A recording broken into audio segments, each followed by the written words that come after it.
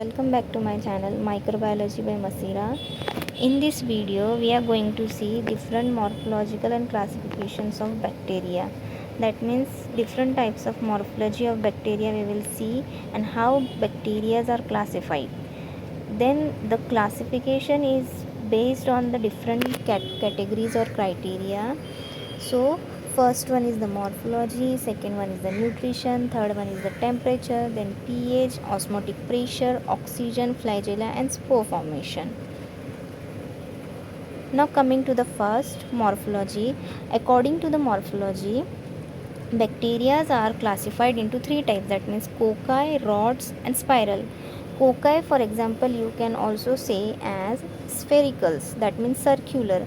So cocci are nothing but coccus. For example, diplococcus, that means two cocci are attacked. Then streptococcus, that means chain of coccus is present, and staphylococcus, that means group of the coccus is present. So this is the cocci category.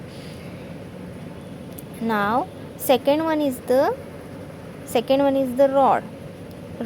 For example, bacilli you consider, like rod shaped bacteria are present. For example, diplococcus, two rods are present. Streptobacillus, that means chain of rods are present, so streptobacillus. Third one is the spiral means like this, rigid. For example, spirilla is present in a spiral form. Vibrios, for example, are present in coma shape. Then spirochetes, that means they are flexible in nature. So these are the three types of morphology bacteria according to the morphology. Now coming to the nutrition point, bacteria have different type of nutrition. According to their energy source, they grow. For example, basically bacteria on the basis of nutrition are classified into two types, that is chemotrophs and phototrophs.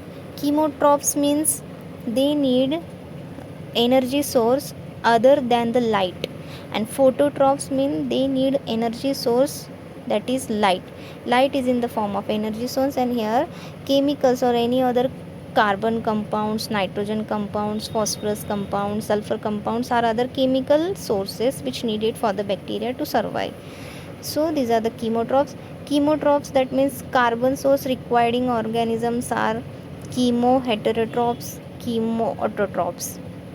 And here photoautotrophs, carbon source requiring are photoheterotrophs and photoautotrophs. That means you can say autotrophs means the organism which prepare their food by their own selves by using light, and heterotrophs means they do not need light or they do not produce their own food, but rather they require the help of other things. That means they need organic compounds for their growth.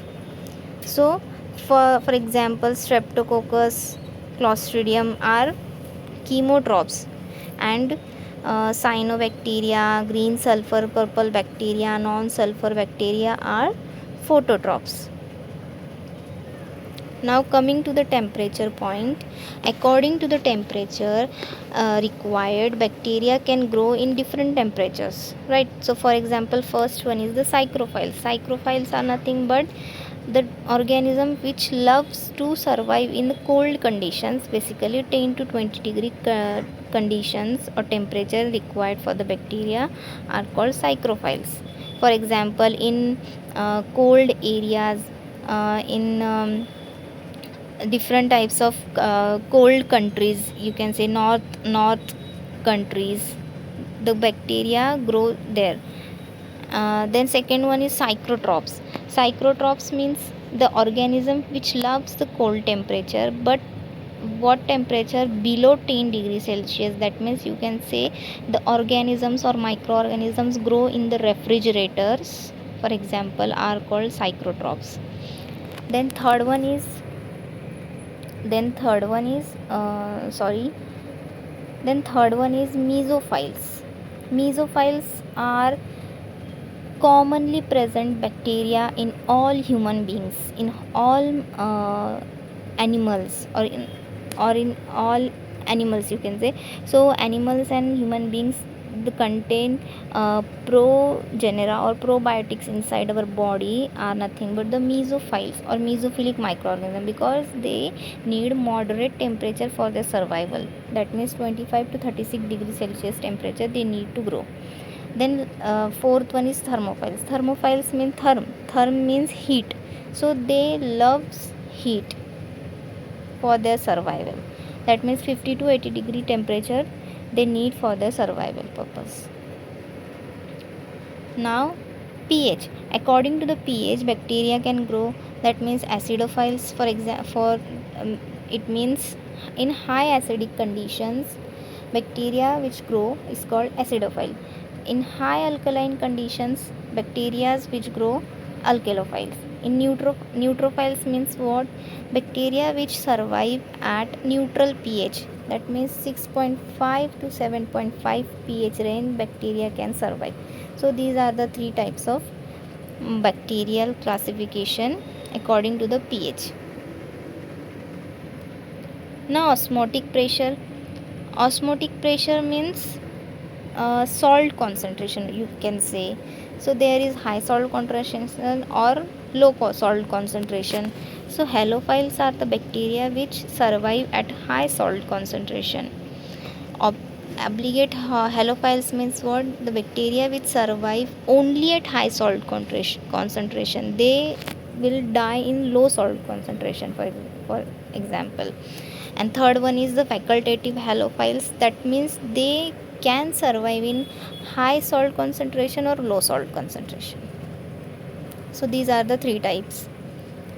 Now coming to the oxygen point, bacteria also need oxygen for their survival purpose. We have already seen that obligate anaerobes are the organisms which need strict presence of oxygen. Without oxygen they cannot survive. Obligate anaerobes means what? They do not need oxygen, they only survive in absence of oxygen. Facultative anaerobes what? They live in presence of oxygen but can also survive in absence of oxygen. Then flagella. Now we know we need some type of locomotory organ for our movement, right? So bacteria also have some sort of locomotory organ in the form of flagella. Cilias are also present. But flagellas are the most important locomotory organ present in the bacteria. So according to the flagellal arrangement, bacteria are classified. So first one is Eutrichus. Eutrichus means bacteria do not contain any type of flagella. Monotrichus. Monotrichus means single flagella present at one end. Amphitrichus. Amphitrichus means what? Single flagella present at both ends. Then Cephalotrichus. Cephalotrichus means what? Many or group of flagellas present at both ends. Peritrichus means flagellas are surrounding over the bacteria. And Lophotrichus means what? Group of flagellas present at only one end. So depending upon the arrangement of flagella, bacteria are classified into these 6 types. Now at last, spore forming. Now what is meant by spores? Bacteria in unfavorable conditions, when there is no favorable conditions or there is no comfortable conditions for their survival during the dormancy period, you can say, they produce spores. Some bacteria produce spores to protect themselves against some environmental factors like heat, temperature. Okay, so there are two types of bacteria are classified, that is spore forming and non-spore forming. So in under unfavorable conditions, spores forming bacteria are classified into spore forming bacteria, and if there is a favorable condition and some bacteria do not produce spores, so these are classified into non-spore forming bacteria. So bacillus and clostridium are classified under the spore forming bacteria. Listeria and Corynebacterium are classified into non-spore forming bacteria. So these are the basic classification of bacteria according to their different types of nutrition, temperature, pH, and different categories we have seen. So this is the simple way of learning classification of bacteria. You may be asked 5 marks questions in exam about this classification system. Thanks for watching.